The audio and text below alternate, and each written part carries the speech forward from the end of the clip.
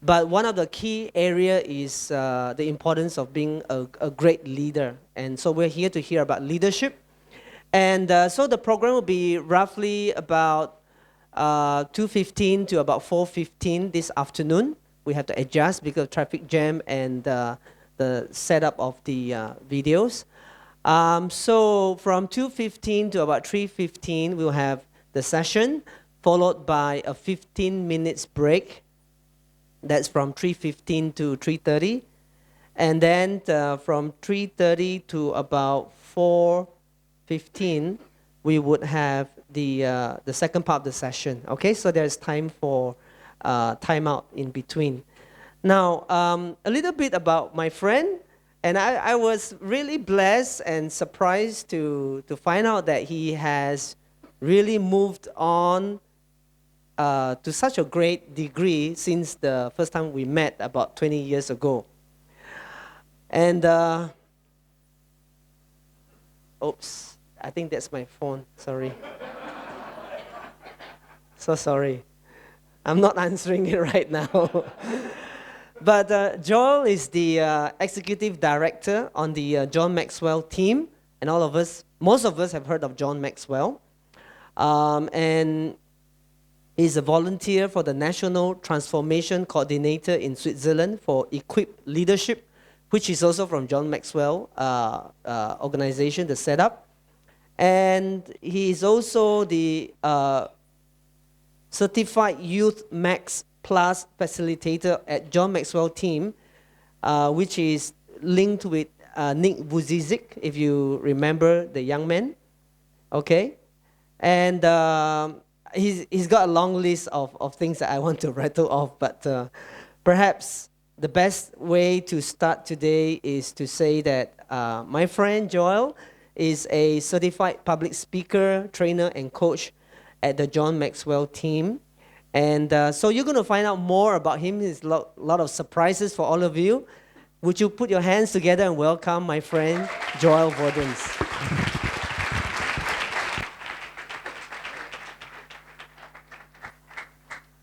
Thank you very much, Pastor Dennis, for your very kind words.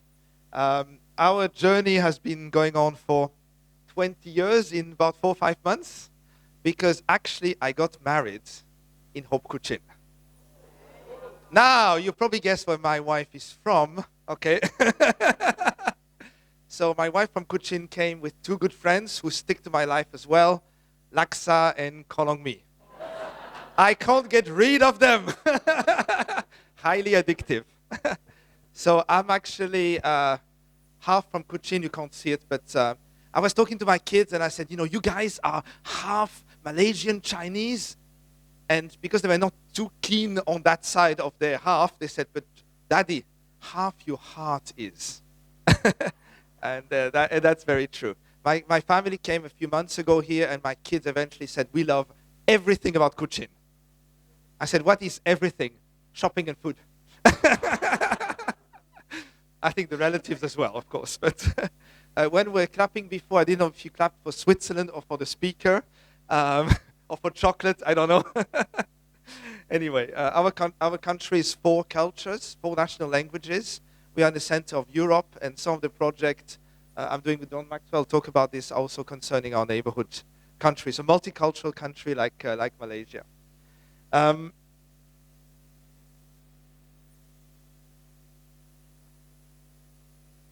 Even before I got married, I had this vision, very vague vision, of impacting nations. In my kitchen table with my father, we always talk about geography, politics, nation, culture. My father was missionary in Africa, and always had this passion to see nations. So I saw myself in maybe with Middle East as a tent maker, working there, supporting churches, these kind of things. But it never really happened. I was stuck in Switzerland. My wife, after we got married, joined me. I was in England, actually, involved with Hope in both countries. And I just served the church for the next 17 years or so. But that vision was really in my life. And as I wanted to further train me in leadership and so on, I got to know the John Maxwell team. And when I attended the first meeting, the first training in the US, I heard John Maxwell talking about something that totally blew my mind. John Maxwell, a great evangelist actually, who uses great leadership content based on biblical basis to the biggest organization in the world. But actually his heart is to bring people to Jesus. And I saw happen this many times live. He was sharing how he got invitation from presidents of nation to change their nation. 24, actually.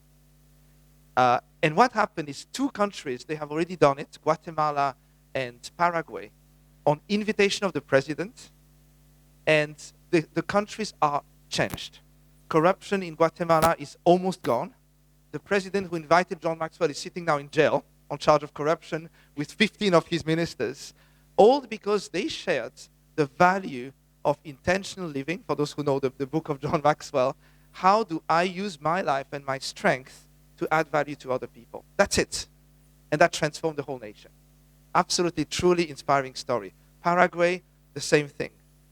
At the end of the day, John wanted to, so he talks about secular teaching on impacting the nation, but he knew that if we don't involve the spiritual side, there's a piece missing, and you all agree. And he wanted to walk to the president of Paraguay and tell him that. Now, in the meantime, John Maxwell has been meeting the Pope, and they are greatly connected. John Maxwell is a Methodist, greatly connecting as well there, because the current Pope has a big heart for transforming nations as well. And so John Maxwell walks into the room of the president of Paraguay, thinking of the way he's going to say that. The president meets him back and says, I just spoke to the Pope yesterday, who told me without spiritual transformation, there is no real nation transformation. Here we go. So John, of course, I was after several visits, building trust, and we're going to talk about this, being influence in the nation. He asked the president for a stadium. 50,000 people, 5,000 accepted Christ. So it's truly linking, and what I love with him is he's starting with serving the nation on a common base of leadership, of business, of whatever, but building the influence, he can then have a voice to impact the nation also in the spiritual realm. And that's truly my mentor. I'm working with his CEO and chief of staff on some of the worldwide projects that impact business, church, and nations. And it's more than a dream coming true. And I'm now doing this full-time. I started 2 weeks ago, quitting my job, and I'm building international partnership of trainers. We have Hong Kong, Malaysia, Singapore, Indonesia, Middle East, Europe, and soon Africa. And the goal is to help those partners to impact each of the nation exactly the same way. So I'm pinching myself to say this is so amazing to be involved in something like that. But I think this is God's heart. Ask me of the nation, I'll give them to you. And that's my prayer. I'm nobody, but that's the heart of God. So we just do it. So I'm just to tell you a little bit about Equip. Equip is the organization of John Maxwell that trained 6 million leaders in 196 nations. That's all nations in the world. And it's the biggest leadership project in the world ever. But however impressive that is, his organization have come up to the goal that the goal was not to train leaders in the church for the sake of the church. That's good. But was to train them to reach their community. You probably are with me. Most of the people are not here. They're outside. And we'll talk about this later. So they actually repurpose the project of Equip to call it Salt and Light, equipping the church with the same round table, the same tool that were used to change the nation, to equip the church to do that. So how it works is on countries where John is invited from the president, we start top down, sponsorship of the president or prime minister down in the country, but that's not feasible in many countries. It takes time. So in all the other countries, we will start with equipping the church to impact the business people, all the people around them, and that's from bottom up. But in both cases, if we do an overall transformation project, we need about 5,000 people on the ground for all the operation thing, and that's the same people. So the goal in all this is to put church people in driving seats of their country transformation. If you talk about vision, that's an interesting one. So very, very exciting what is going on there. And I would like to start with the biblical perspective and vision on adding value to people. But just one note, I would advise you, for those who have a notepad and want to take notes, that there's quite a lot of content. So except of trying to follow all that, which will be hard, I tell you where I got all this from and you can read it yourself. I will just give you the challenge. Just take notes of what is going through your mind, what you are thinking and what you think of doing. So more like action items and thoughts. Oh, that's something for me. That's something I should think about or plan. Oh, this I should start doing. Or this I should be stopping doing. So just bring your thoughts on paper. Let's go back to our Master, to our Lord, to our example, Jesus, and see how he reached out to society. The very first thing is Jesus called people to follow him. And obviously, I don't want to read the whole verse. You can see it when he calls Simon and Andrew. He says, "Come with me, and I'll make fishermen out of you." He's calling them. He's giving them a mandate and a mission. And they didn't ask question, simply dropped their net and followed. Wow, that is amazing. That's because Jesus was a credible leader and people follow him. That's the place we all want to be. The same happened again with John and James. He called them and they quit everything and went. So Jesus is about calling people to follow him. And following people, a leader that has no followers, you know what he's doing? Just going on a walk by himself. Okay, if nobody is following you, if you are not inspiring anybody, and we talk about this in detail how we do that, yeah, something is missing. So Jesus wants people to follow him. I've said this already. And what is very interesting is he is getting them in their environment. He's going to their place. Jesus went to the fisherman place to call them. He goes to them. Emmanuel, Jesus with us. Jesus came to us in our world. That's why the people are not in the church, they are outside. And follow me is the greatest words of leadership. That requires real influence and real leadership for people to say, I trust you, I'll follow you, I'll come with you. But to get that is very important that the people who follow need to test the leader on 3 bases. Do you care for me?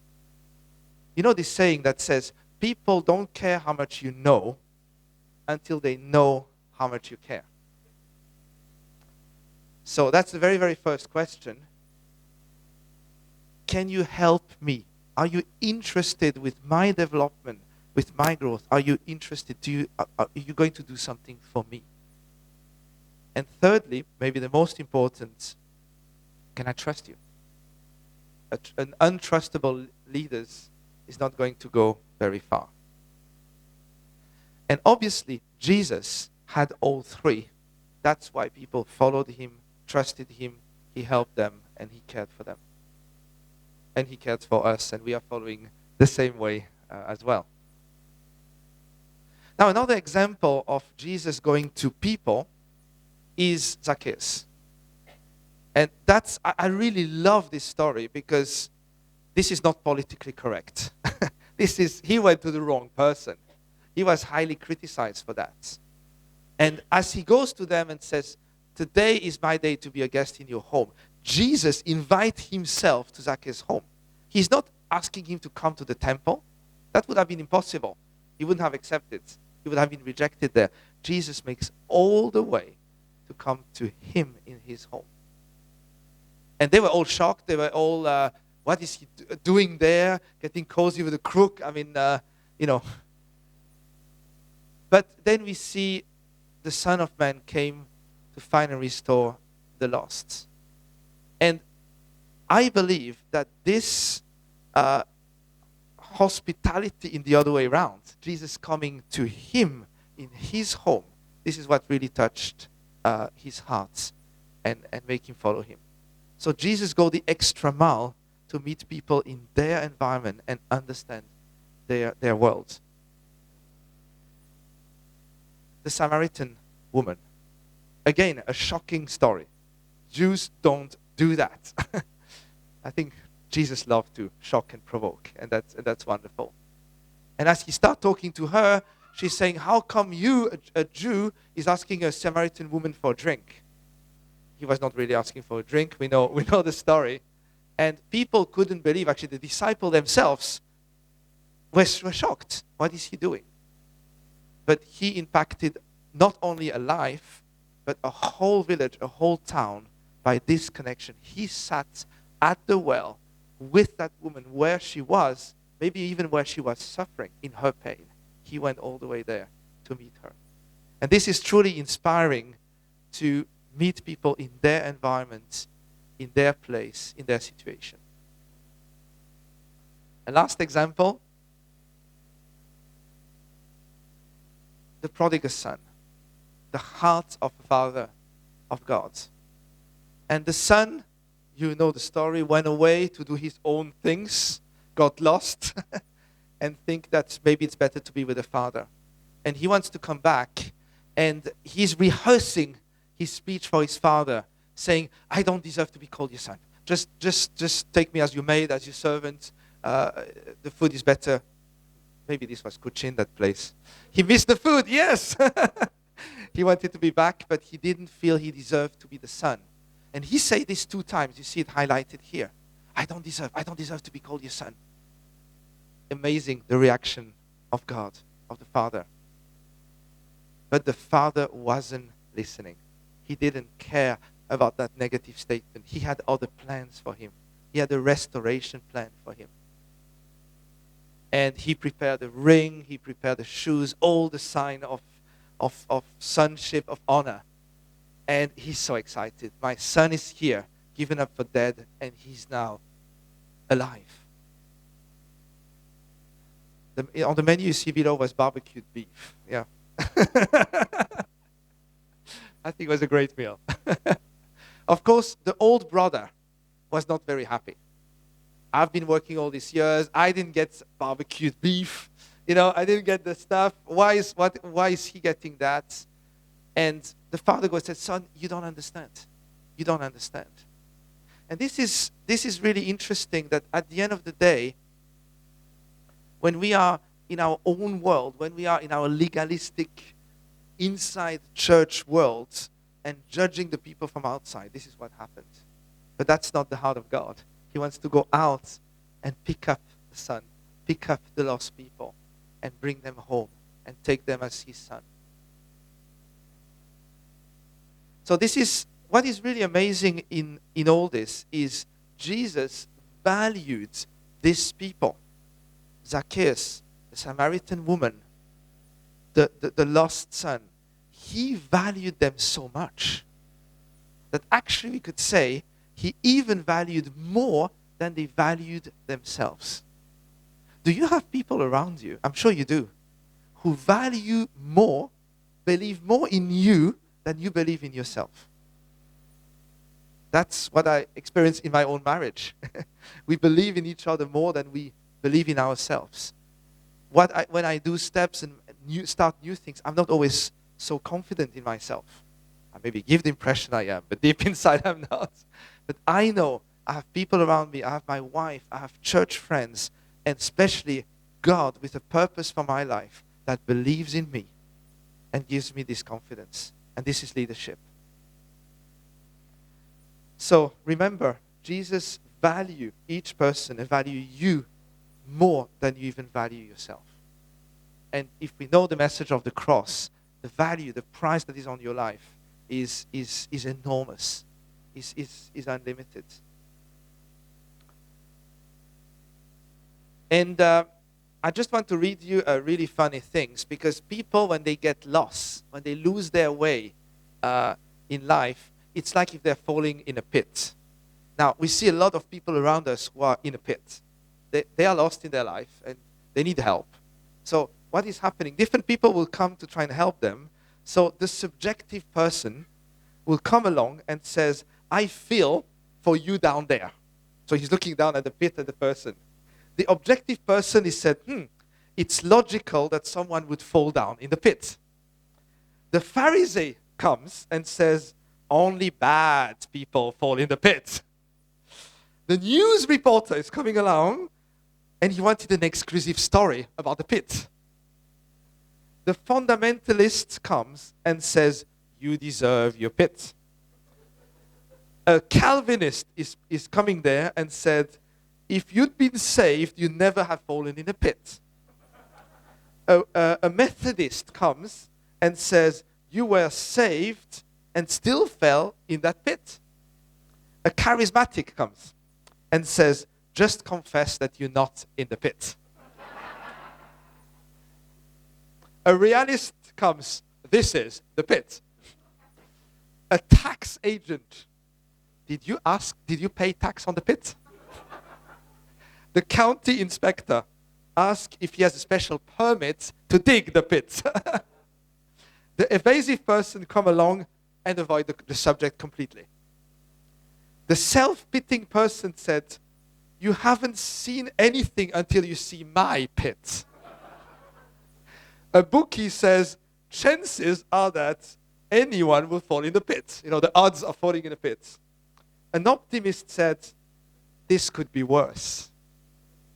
A pessimist says, things will get worse.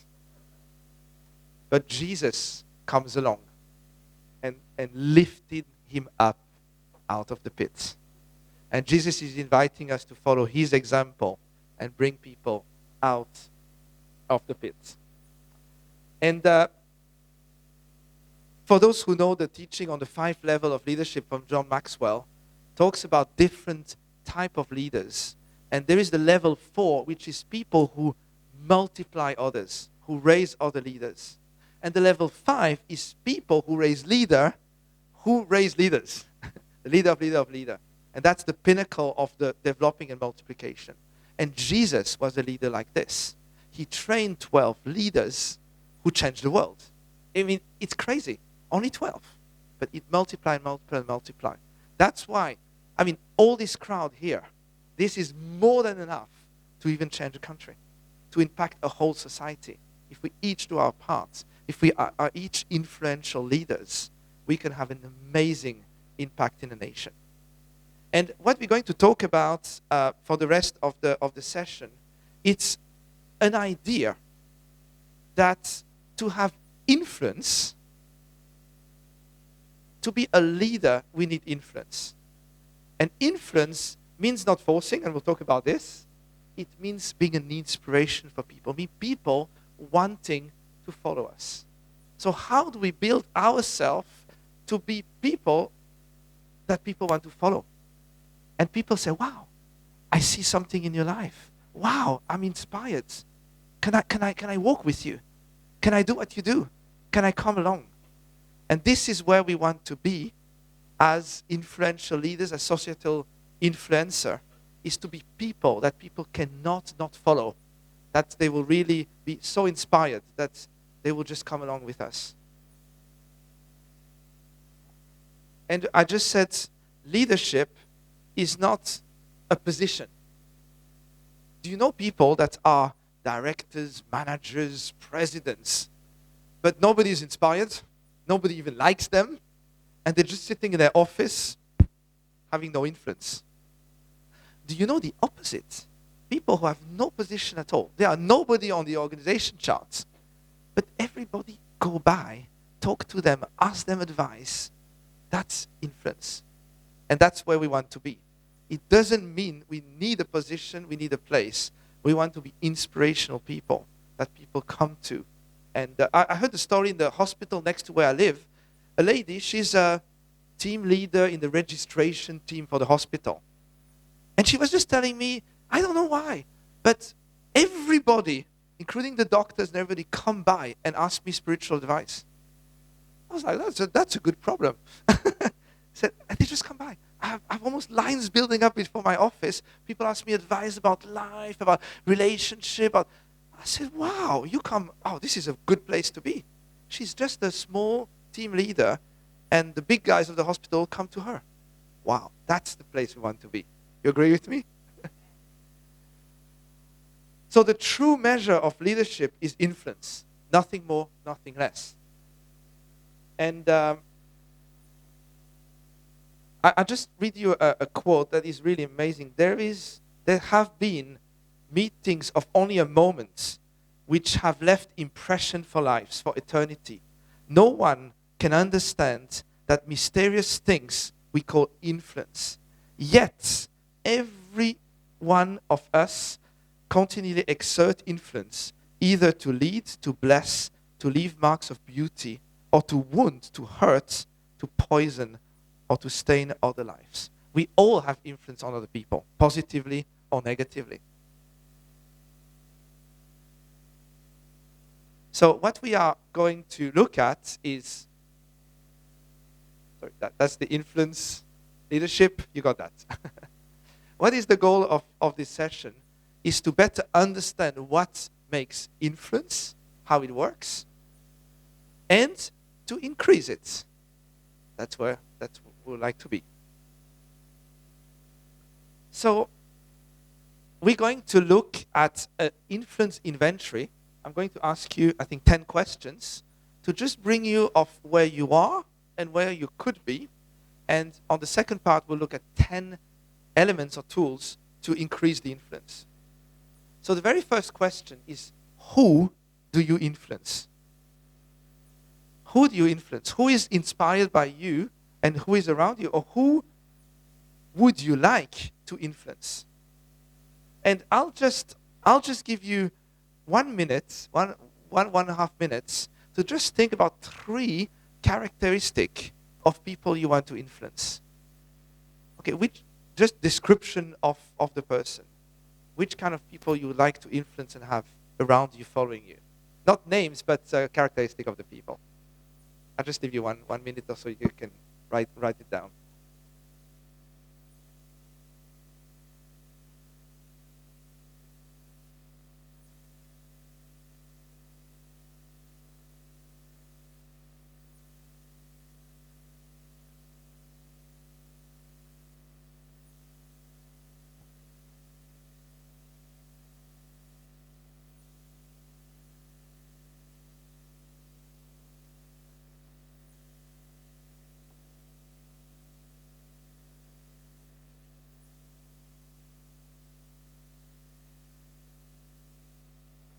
Okay, you can continue thinking about this. Now, on your list, if I say my goal is to influence generous people, maybe for a fundraising project, if I'm stingy myself, do you think I will be able to influence generous people? Will be difficult. Will be difficult. So generally, and you probably guessed that, probably saw that coming, we influence generally the people that are like us. Okay? I have 2 sons.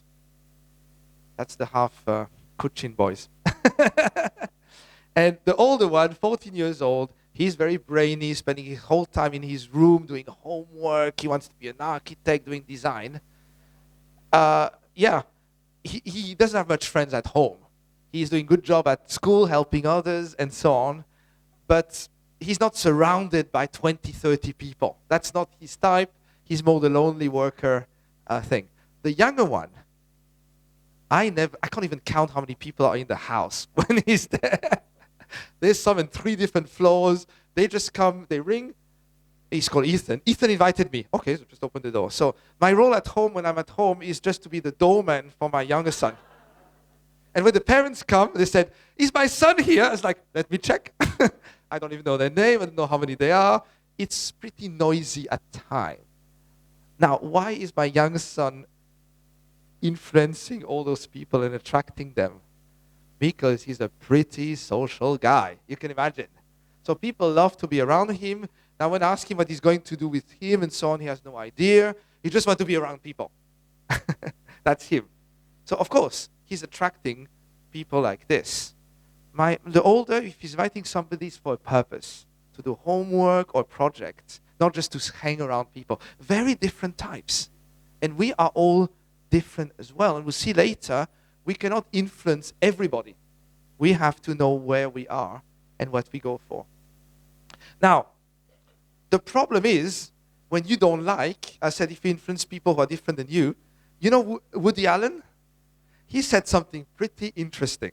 He said, I will never belong to an organization that would have me as a member. Woody Allen wouldn't hang around with himself. That's sad. That's sad. So, I don't know who he's attracting, but that's another story. So I just give you a few things. You don't have to take note of, but just to give you an idea.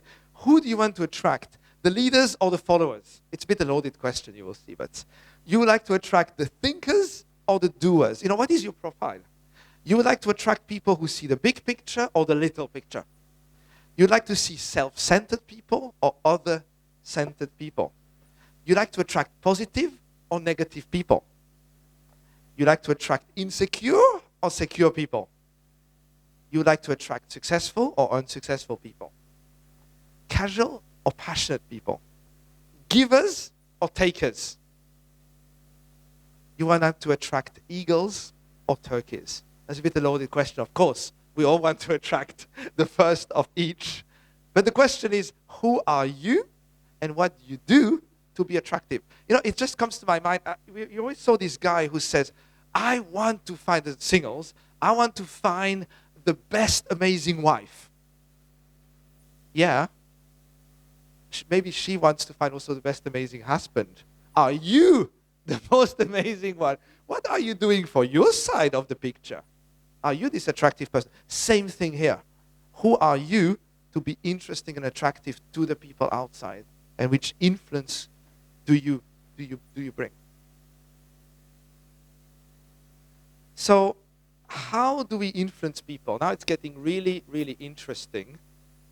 There's several ways to influence people. First one is force. Okay, we go from worst to best. Don't worry, yeah? It's going to get better. By force. Okay, I don't have to explain this very, very much. Cohesive. If you don't do this, I will arrest you. Okay, it works. But I don't know if you call that influence. Intimidation. You better do it, otherwise, still not really an amazing way. That's my way or the highway. Okay, you follow me, you do my way, otherwise you're dead. Okay? Manipulation. There's always a winner and a loser. Do we know people like this? Fortunately, we do. Positional. I'm your boss, you better do what I say. Does work, but not for very long. Exchange. That is interesting. That's the win-win. I'll help you, you help me. Okay? Is that influence in a limited way? Maybe. Okay? It still serves us a little bit. In this case, we both win. Okay, there's no loser. That's already a bit better. Now, let's go to the pinnacle of influence. The one before last. Persuasion. I can argue. I can explain.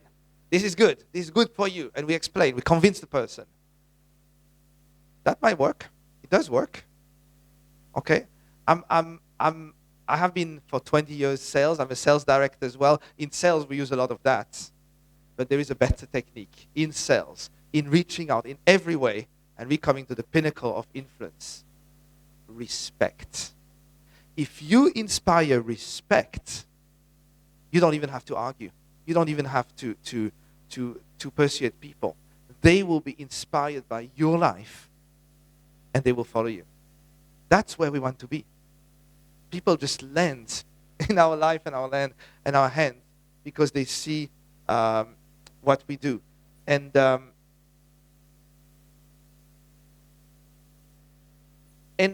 I don't really know how to say this, but I have been serving in church for 25 years or something like this. And for 20 years, I only started my current job a few weeks ago. But all these years, I was having a normal job. I will be serving in the church in whichever way were required. And I felt that I was never getting what I wanted. They said, oh, can you help here? Can you lead that ministry? Can you, I mean, if I list you all the things I did, it's tremendous. I did kid ministry, I did translation, I did so many things. And I felt that's not going in my career development. That's not building me up in what I want to do. But I know serving in the church, serving God is wonderful. And I did that. And I knew I was learning things along the way, and this built me up tremendously, no problem. But what I realized is after all these years of serving, now I come to a point whenever I suggest something, and I suggested to my home church to be a speaker for leadership development of the entire movement. We're a movement of 50 churches in Europe, plus Israel, plus Cambodia. Sounds weird, but that's how it works. And they say, okay, sure, you can teach all the leaders. So whatever I ask now, they say yes. You know why? Because I've been there 20 years, learning, serving, and building credibility and influence. Same in your company. Maybe you think nobody noticed. Same serving in your family. By serving, by being there, we build the credibility and we build the respect. And then, when we have that respect, we're almost sorry about it because we feel not even worthy to do it. But we have built that respect to be there. People around you are watching you. They are watching, they are reading your life. And one day you will speak and they will follow exactly what you say because they will see this is happening in your life. And that's respect. So, how many people do you want to influence? 1, 2? Most people, a statistic said, most people are influencing 4. But I think it's much more. You're influencing your family. But if you learn to influence and to multiply, you can influence a crowd. You can increase that more and more.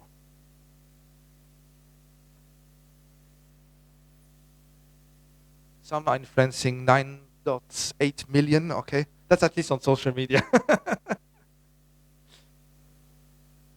When do you influence people?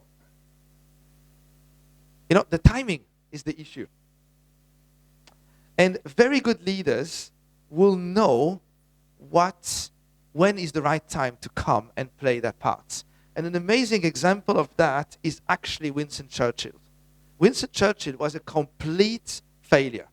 He was minister, I think, 2 times. The Boer War in South Africa, disaster. He was general. He stand to so many elections and he failed them. Everybody said, this guy is a loser. It didn't work. One day, there was a war at the door. I mean, the war has already started when he was standing for election. And they needed a military strong leader. And he knew his hour has come. This is his sweet spot. This is his moment. And he said, there come a special moment in everyone's life, a moment for which that person was born. That special opportunity, when he sees it, will fulfill his mission, a mission for which he's uniquely qualified. In that moment, he finds greatness, and this is his finest hours. Winston Churchill. Now, you know another example, Esther in the Bible, raised to be a queen at the right moment. It just happened. It just happened. And this is the moment where we might have our timing, we might have our impatience, but if we prepare ourselves, there will be a moment where people will turn with us and he says, can you take care of that? Can you lead us there? Because you are the right person. So there is a moment to come. And a genius at that was Napoleon, who won many wars. Not the last one, but all the others. Actually, he lost 2.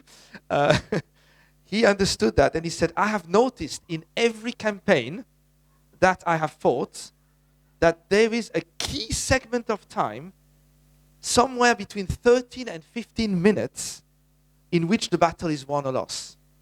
And I focus on that segment and I win.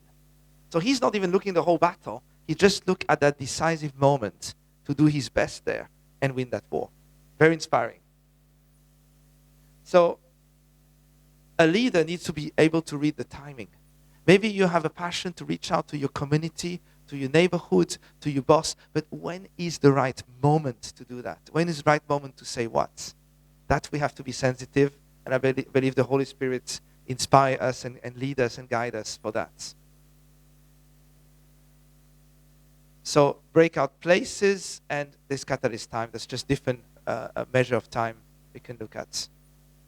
Now, maybe the most important question: why do you want to influence people? What is your motivation? What is your heart? And okay, we are Christian, the Great Commission, wonderful, we have to do it. But what is really, if I want to go to my neighborhood, if I want to go to a youth organization, if I want to go to wherever, that is on my heart, why? What is my motivation? And it's maybe more complex than you think. Okay, because we love them, because Jesus loved them, so I want to love them and be there for them. But what is truly going through my heart and my mind? Am I truly a servant of these people? Am I truly there to help them? Do I want to get them into something? Or do I want to be there to love them unconditionally? So we have character and we have motivation. The motivation is why we do short-term things. If I want to invite somebody for a certain program, that's a motivation, and character is more our heart in the long term. But let's get this thing hard, because people can feel that. If you influence them for more short-term selfish reason, they will notice it very, very quickly. That's very hard to lie with that. People can sense that. So why do we want to influence people?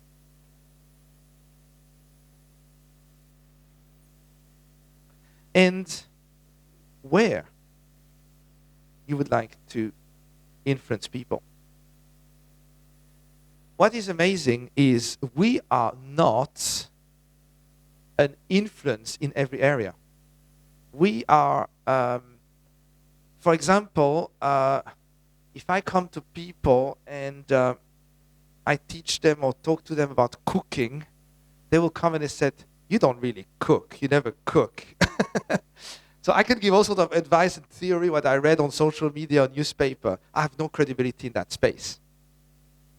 On sports, probably not very much. But if I come on some topic where they see me all these years, they will be inspired. They will be like, okay, we come to you because we know you know and you have done it before.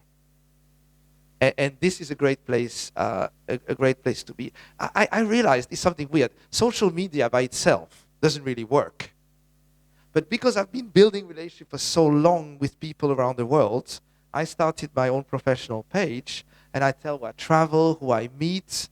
There'll be soon a video about the wonderful Sarawak Convention Bureau, where we had the training yesterday. What amazing people. So I'm telling the people I meet and reporting what I do, what I will be doing. And I was just in the plane on the flight from Switzerland to Singapore, and I turned up to have two of my church friends being flight attendants on the flight, so it was great to be among friends. And one comes and said, "Tell me more about all this Maxwell thing and your next training in Zurich on the 17th of June. Yeah, he saw that on social media. But he's reading it because he knows me, because I have credibility. Otherwise, the list is long. You just scroll through, this guy don't know. This guy, nothing, Oh, this one, what is he doing? And then you read. So I'm really amazed how this combination comes. Build credibility and respect first, and then when you communicate, people are interested. They want to know, and they follow you.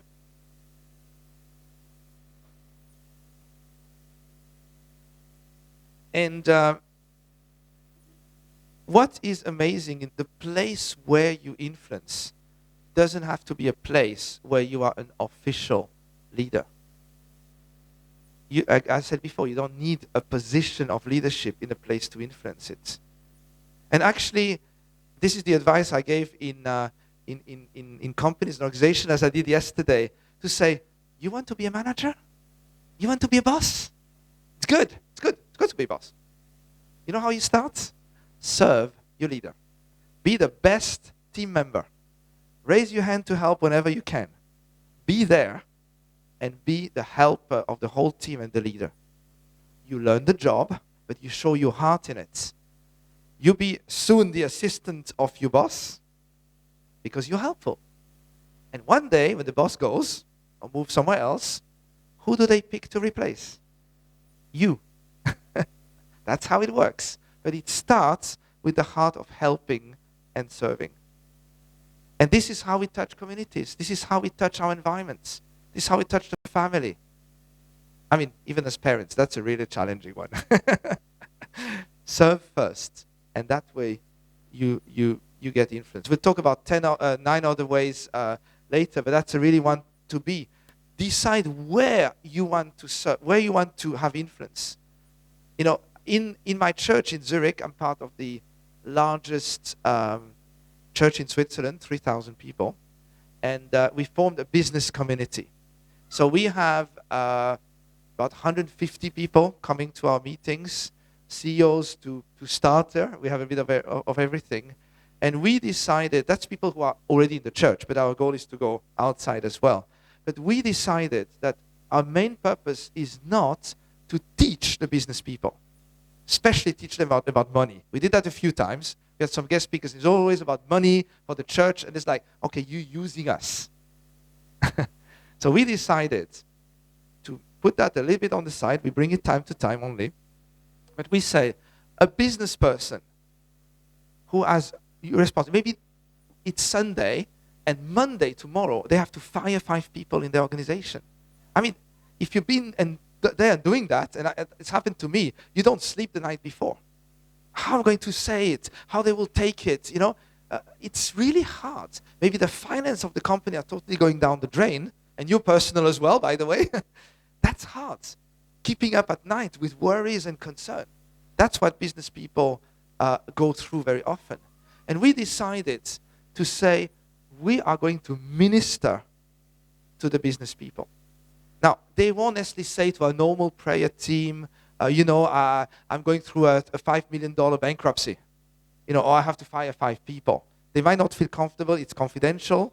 It's things that not everybody want to understand. So we positioned a prayer team. It's part of the global church prayer team, but people who are themselves business people. And we have a cafe-style, quite relaxed place where people can come and they can chat and they can talk and they can get advice from other people.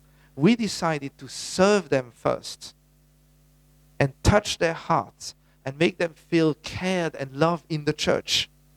And we know their heart will come, their wallet will come, everything will come. But first, we serve the people. And they come, they keep coming. And it's really inspiring. And I'll tell you just another story as well, because that's a story I can't even explain. I don't know how it happened. I'm not very, in my previous job, I was not very verbal about my faith. I was not very often in the head office. I was working further away. And there's a colleague, direct reports to me. And we've been chatting once.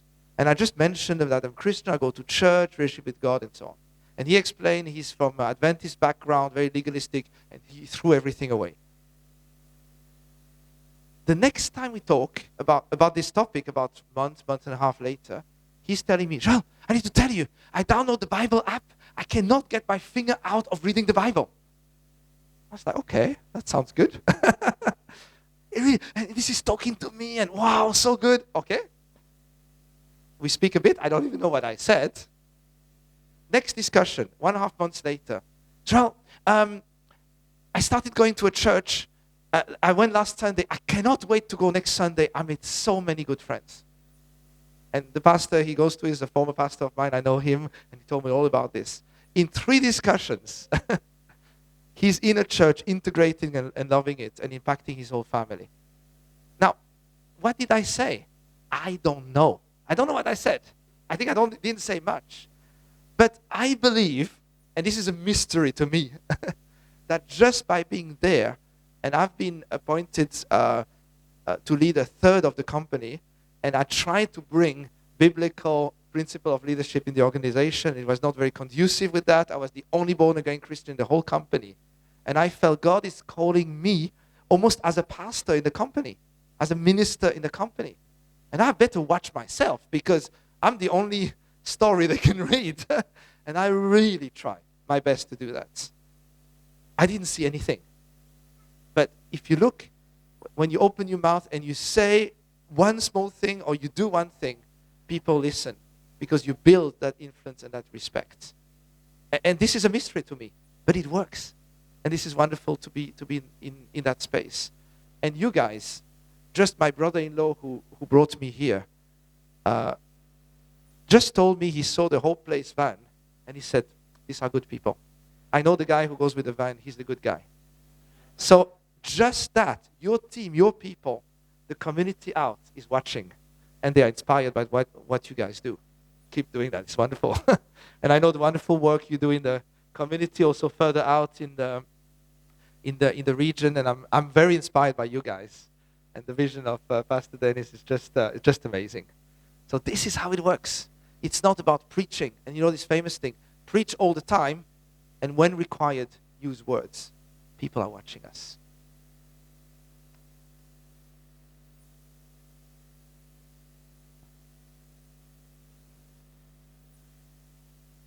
So I'll just bring a couple of points very quickly, and we'll do the break in 10 minutes. And I'll give you the prayer of a leader. And listen to that. God, when I am wrong, make me willing to change. When am I right, make me easy to live with.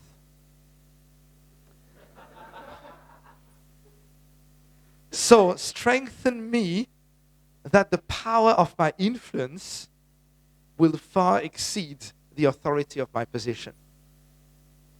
So I have to read it closely. I went to the optician just the day of my trip and realized that I need the reading glasses.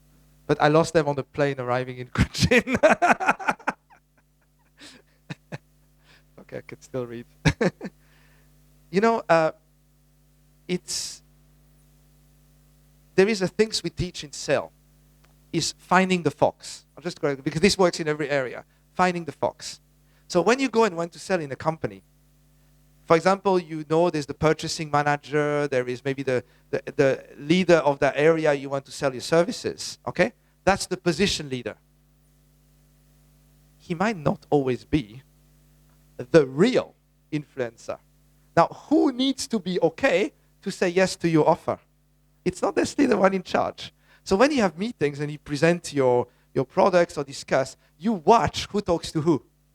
So you see the big director there, and you see every time he has a question, he turns to the guy on his right. And it's like, who is the guy on the right? Oh, it's just the assistant, whatever. Nowhere in the that's the guy we need to talk to. Because nobody makes any decision in the company without the guy on the right. That's real influence. There are people like this. In every community, in every area. They are the voice, and they are very, very important. And that's the people we want to find. We want to see. They have real influence. Now, you can also be that person. Can you imagine in your area, wherever area you want to bring influence, the official leader in position will never make a decision without inviting you for a chat? That would be nice. That would be really nice. And we see Daniel as a biblical example of that, really advisor of the king, top advisor. It's wonderful.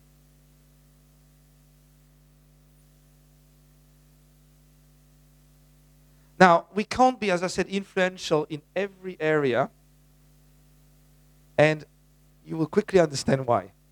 Anytime you think you have influence, okay, in every area, try ordering around someone else's dog. Okay? You can only influence your own dog, not the neighbor's dog.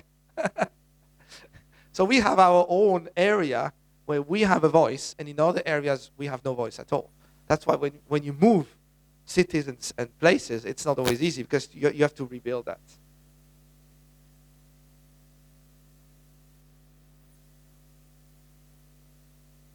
And you all know that, because I know this is core of the Hope teaching. Leadership comes with responsibility. We are not a leader or an influencer for our own benefits. And of course, there are nice things coming along, especially in corporate position and so on. There's a guy who was saying he was invited to speak, and he was a top army general or something. And then he left that job, he retired, and he was again invited in a much smaller conference. And he said, last time I had somebody waiting for me to guide me through. I had the ceramic VIP mug. Everything was laid out before me in the top VIP thing. Now that I retired and I don't have any position, I have the cardboard cup. Nobody's waiting for me. I'm just sitting here. I'm the same person, but the position is different. And you might have certain things linked to a position you have. That's okay, it comes along. The nice corner office, the things, but don't get used to it. My friends in the flights, actually, one was the boss of the economy class, and the other one was a flight attendant in the first class. And they told me, we tried to get you a seat in the front of the cabin. Now, I thought this was business class. And there was a seat free in the business class. No. Because if I'm business class, I have none of my friends there. One is there, the other one is over there. So I understood after a while that they actually wanted me to upgrade me to first class. But there was no seats available. And there was a big VIP there, I heard, and so on anyway. And I was thinking, wow, this would have been nice. I mean, you should see the screen almost as big as this one. I mean, amazing stuff. And anyway, they still show me around. They still got me nice coffee and praline from the first class galley. They showed me the whole plane. I spoke to the captain, visited the cockpit. I was still a VIP. That plane was great. But I thought, last night I was thinking, if I would have spent that flight in the first class, 12 hours, this would have been a problem for me. I mean, I would have enjoyed it, trust me, But the next time you sit in the economy class on the flight back, that seat is worse than ever because you have something to compare. So my motto in life, by the way, there's just a small side thing. Don't get used to the things that come with whatever you do. This is all a privilege. It's all the things. It might help you in some societal agreement to give you more authority. I don't know, but don't get used to them. That's not you. We are servants. Like Paul said, we are all to all, and we contented in whatever situation we are.